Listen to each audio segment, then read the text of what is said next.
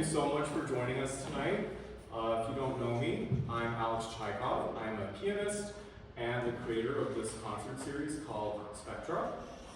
The concept behind Spectra is that every program takes a one-word theme and refracts it into a spectrum of different musical perspectives.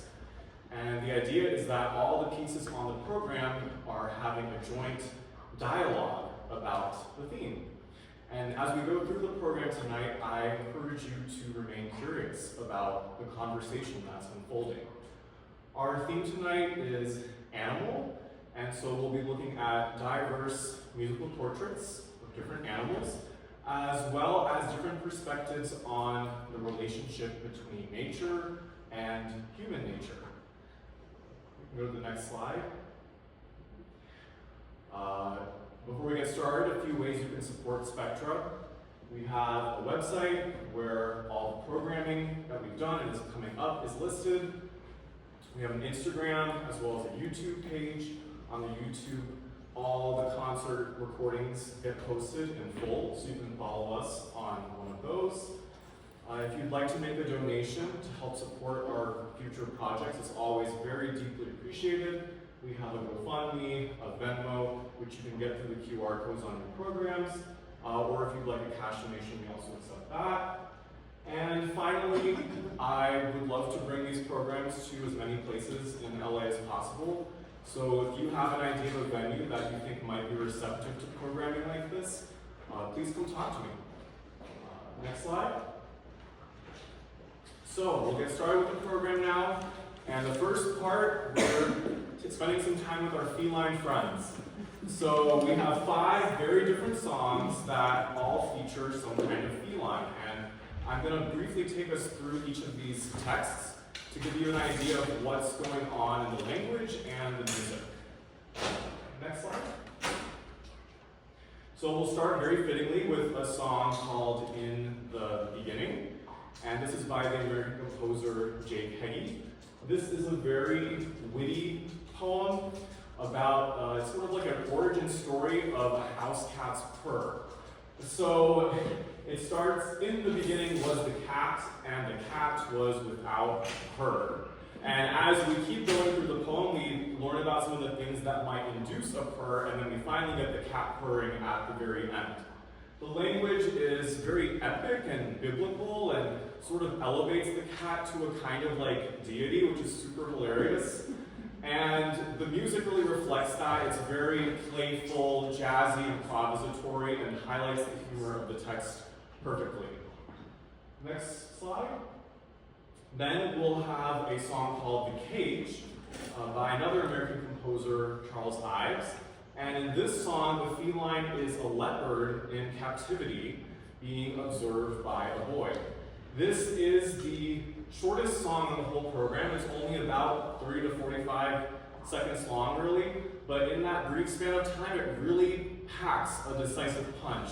Unlike the first song that's kind of winking at you all the time, this one really wants us to take the situation quite seriously.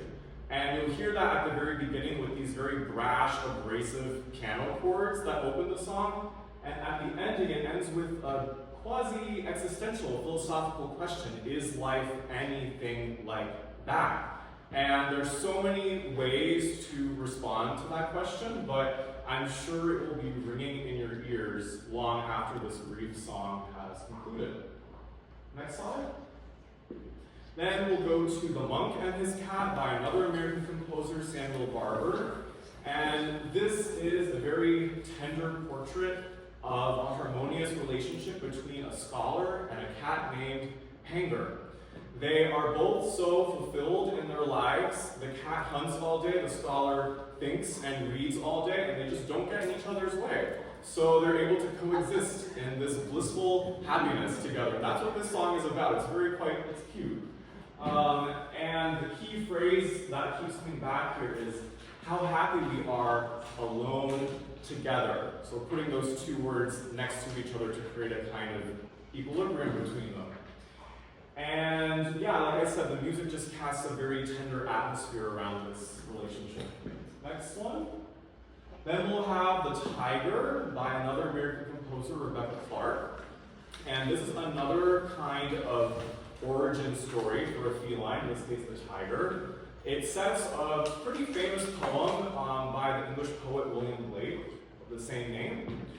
And in this poem you'll see there's just a ton of questions that are being asked. And basically all of them are asking, how did this creature called the tiger come to be? And how did its specific anatomical features land in the way that they landed? It starts very sort of subdued and in darkness, but as the questions become more and more urgent, the music intensifies to a climax. And then at the end, you'll notice the final stanza repeats the first, and we recede back into the enigma of the tiger's creation. And last but not least, we have Gato by the Argentinian composer Alberto Ginastera. Gato, of course, is Spanish for cat. In this case, it also refers to a type of Argentinian folk dance. This is a couples dance that is very flirtatious and mischievous in character, and you'll hear that in both of the parts, that the rhythms are super propulsive and forward-moving. And also the piece is very sort of sectional, and that actually maps exactly onto the original choreography of this dance. So you'll hear these repeating sections come back to back, and it's a really exuberant note to end our celebration of the cat on. So I'll now invite the soprano Sadie Ives to perform these 5 feline songs with me.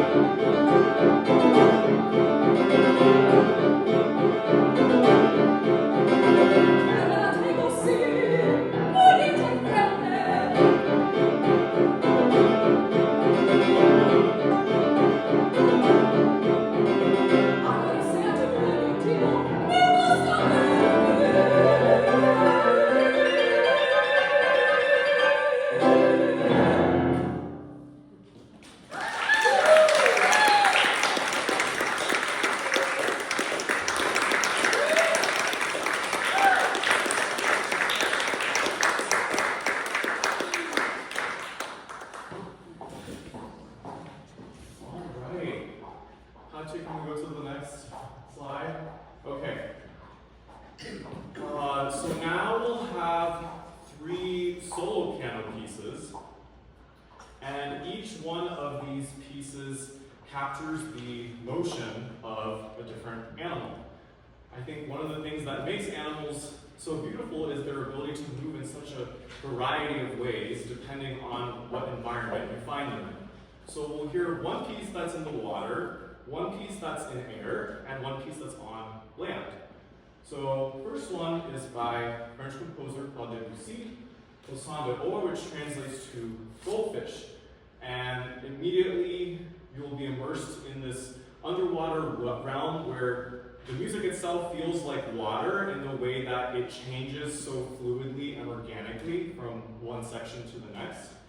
And this image I have up here is actually a piece of Japanese art that Debussy owned, and is said to have inspired this piece. It features 2 golden koi fish, and I'm positive that if you listen close enough, you can hear them duetting and swimming around each other in this piece. So see if you can catch them while I play. Next slide. Then we'll go to the air for a piece by American composer William Bolcom called Butterflies, Hummingbirds.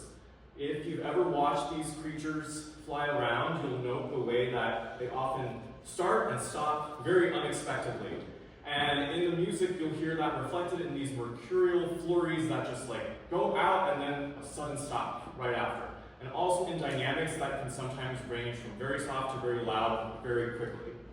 And the other thing to sort of look at here while you're listening to this is I'm going to be using an extended technique called lateral tremolo, which basically involves me rapidly moving my hand like this over certain stretches of black and white keys. Because you know, the black keys are slightly lifted on the keyboard compared to the white, so I'm going to be like doing this kind of stuff. And that's, of course, to mimic the fluttering of their wings. So you can watch out for that. And then last but not least, we'll end with another tiger number. This one will be very ferocious.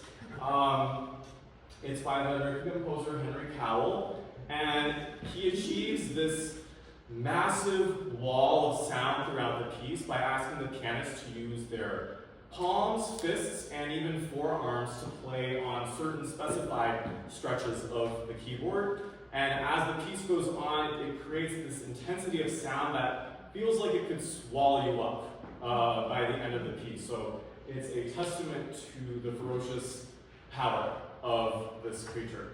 So here are these 3 pieces, one in water, one in air, and one on land.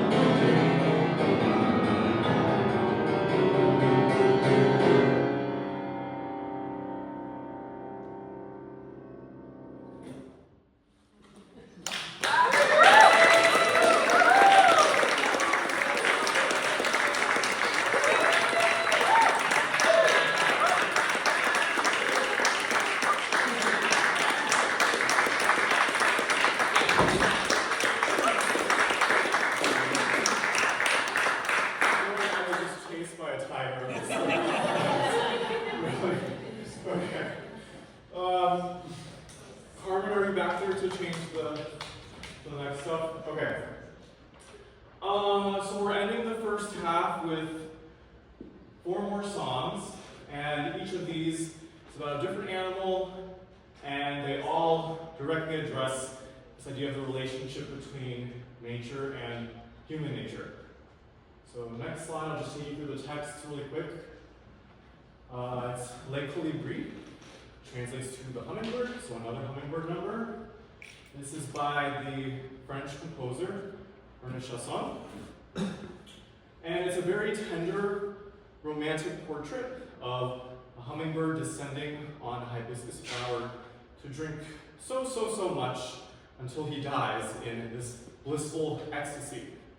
And in the last stanza, the speaker turns to a beloved and compares this attraction of the hummingbird and the flower to the ecstasy of human love. And so in this case, nature is this kind of direct mirror of a human experience in the moment. Next slide. And we'll have a song called Fish in the Unruffled Lakes by the English composer Benjamin Britten. And this one draws more of a divide between the human and the animal worlds. And the argument is presented very neatly in 3 stanzas in this W.H. Auden poem.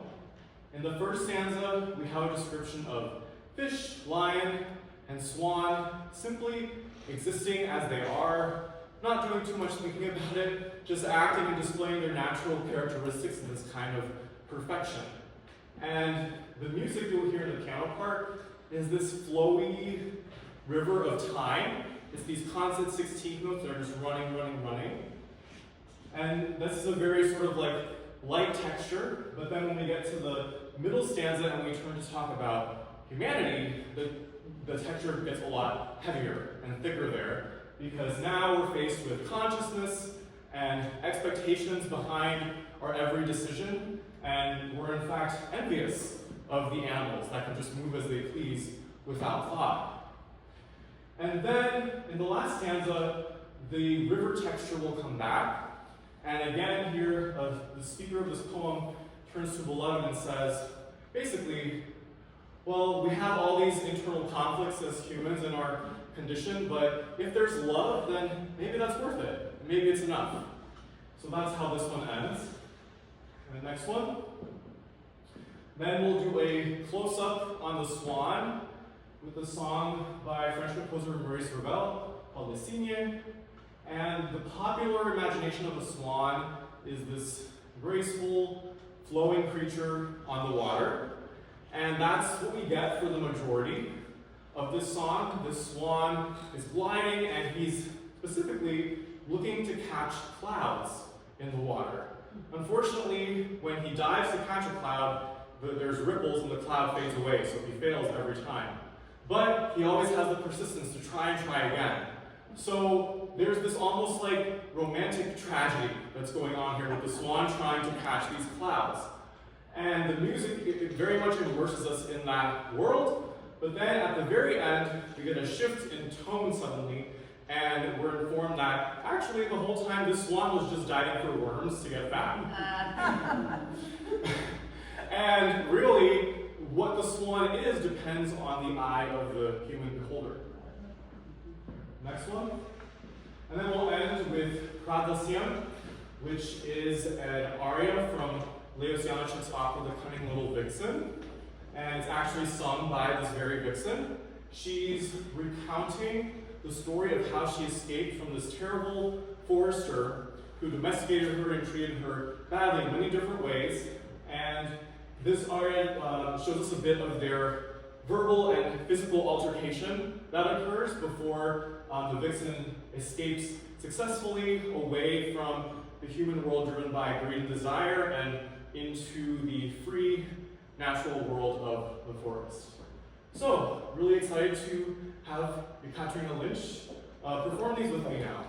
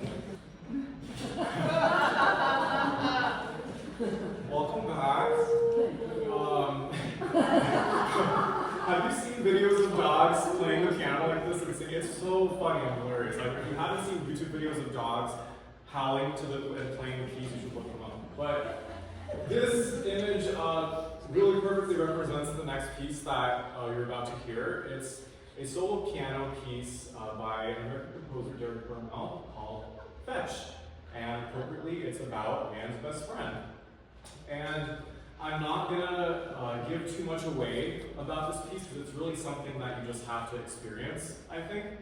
But I will be speaking a text throughout, so you can follow along with the text on the screen as it appears. So this is Fetch by Bermel.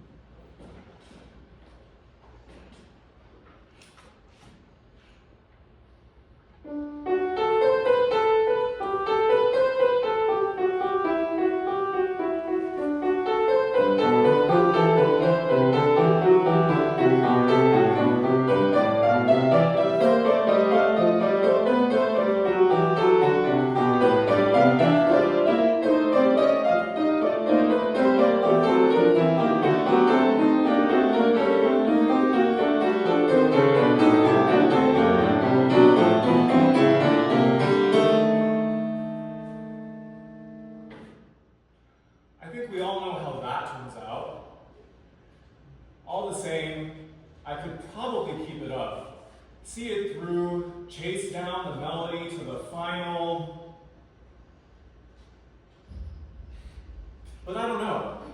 Why? And for whom? Especially, you know, in this day and age, here, today, in the age of night. Mankind cocks its head, listens. Plink, plink, plink, a piano. La la la, a voice. Mankind furrows its brow, taps its foot, scratches, stares into nowhere, doing nothing, and doesn't change. This is us. Me included. Anyway.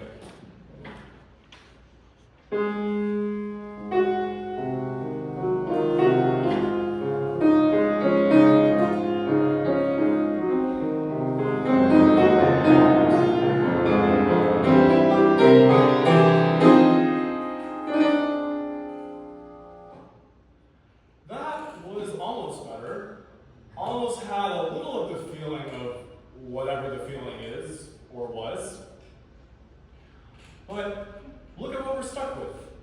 Box of metal strings and ivory keys, little felt hammers, before which sits a pile of bones and clothes, bloodshot eyes, vaguely felt feelings.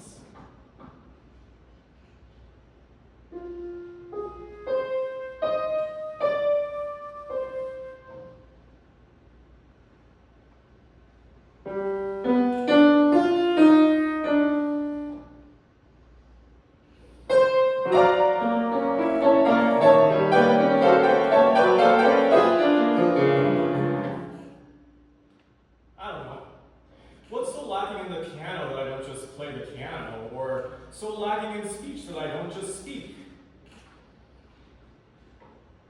Something, apparently, something is missing from everything. Or is that too European of me to say? I was never really a good one for,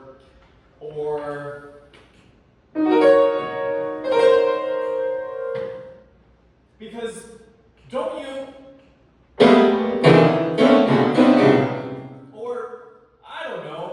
Life is just not that.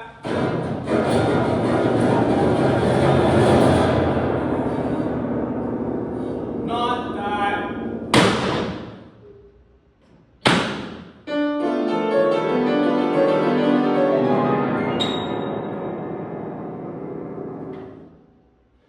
Not that I'm a philosopher, but life, human life is, or don't we sometimes just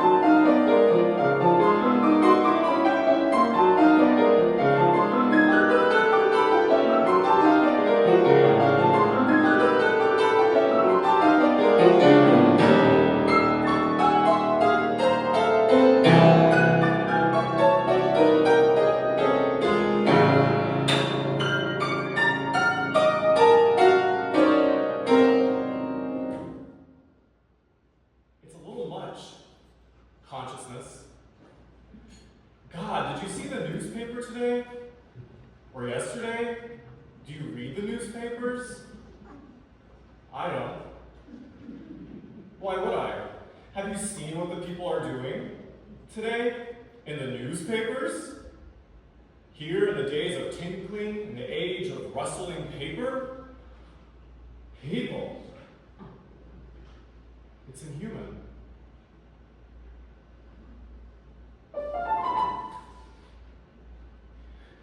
To tell the truth, I don't know what to say. Ooh! I'm interested in a different audience anyway. This is piano music for animals.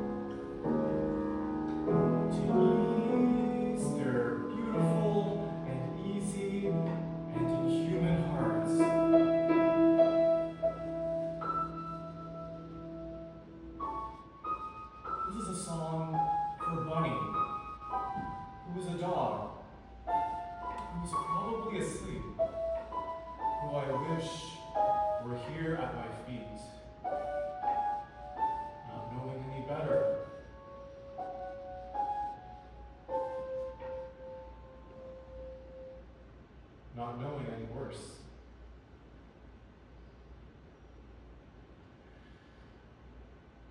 Sleep tight, little bunny. Sorry about your fleece. Every dog shall have its day. Maybe tomorrow is yours.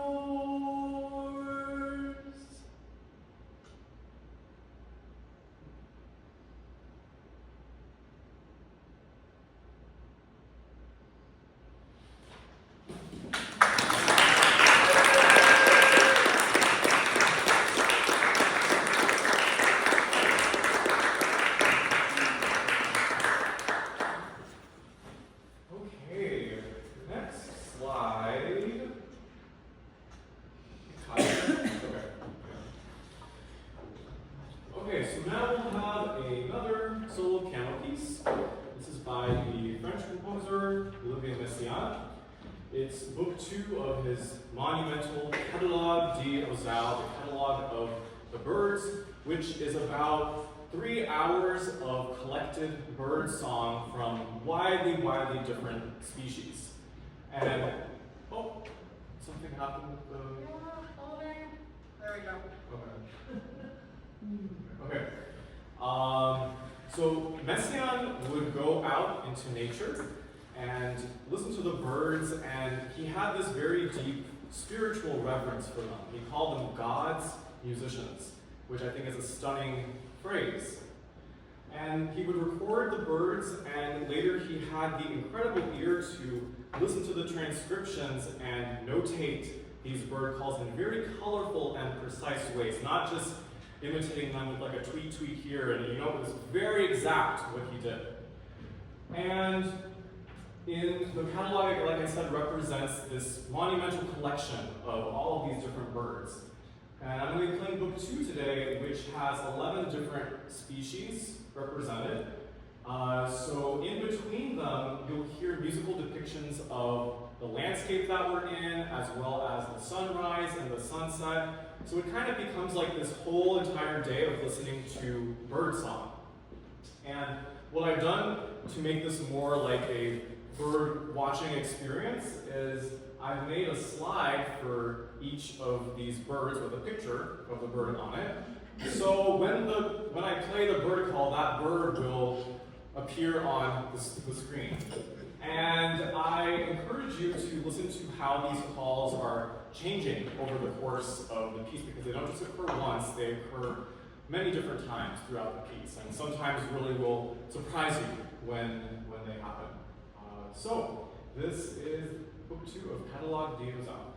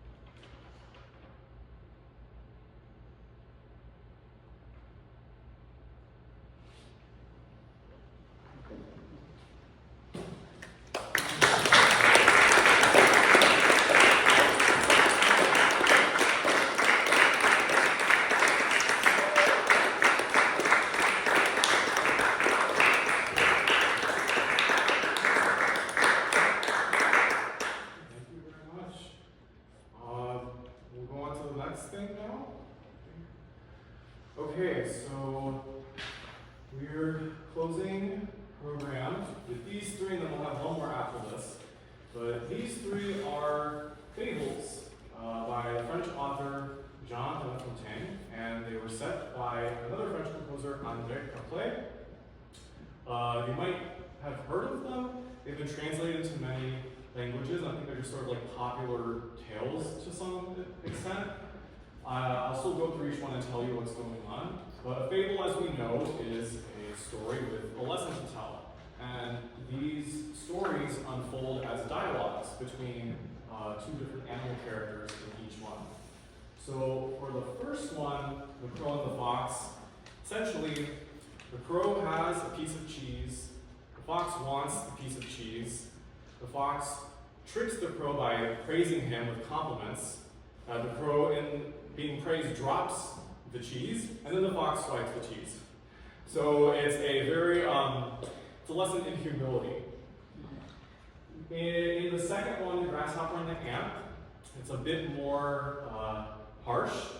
So the grasshopper has been singing all summer, just having the greatest time, but now it's winter time, and she finds that she has no food. So she goes to her friend, the ant, who has been collecting food all of this time and not having any fun. And she says, "Ant, can I please have a loan of food? You know, I'll give it back to you later." And the ant denies her the loan, and she goes starving. Then on the last one, it's the most brutal lesson. You might be able to guess how it ends. The wolf and the lamb.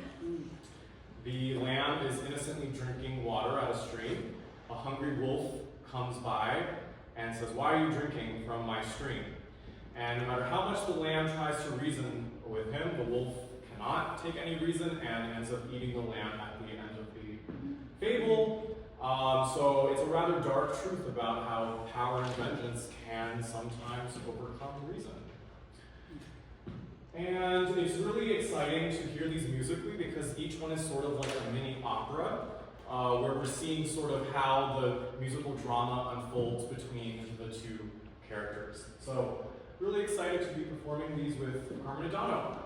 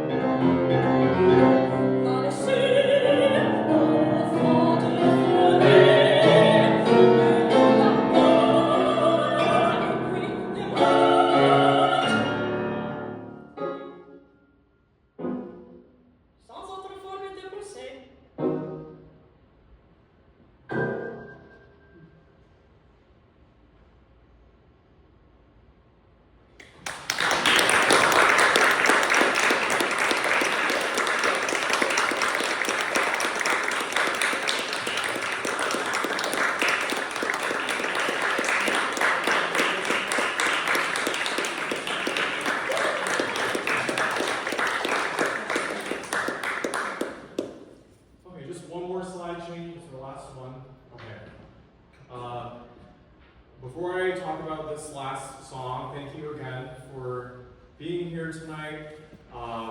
Please join us afterwards. We have some refreshments there on the table, and we'd love to hear from you about your experience. And if you have any questions about something that you heard tonight or reactions, I always love to hear that. This is a song called Crickets by American composer Tom Cipullo. And like the Fables that we just heard, it also has a lesson to impart. If you look at this poem at first glance, it seems to just be about enjoying fireflies lighting up and crickets chirping on a summer evening. And there's certainly that romanticism in this song, but the poem also implicates some of the ways that humans have negatively impacted and destroyed the environments and ecosystems that these creatures inhabit. And so there's this sort of tone of warning throughout the whole song that if we don't pay attention to that and we don't do something to change the harm that we're causing daily to the earth, then we might not have these creatures around for much longer. And beyond the environmental call to action of that, I think there's this larger invitation in this song to embrace a larger ecological perspective on life, to truly listen, as the last words of the song are, to all the species on the earth, and to really not lose our sense of wonder and compassion for this amazing planet that we live on. So this is Crickets by Tom Cipullo.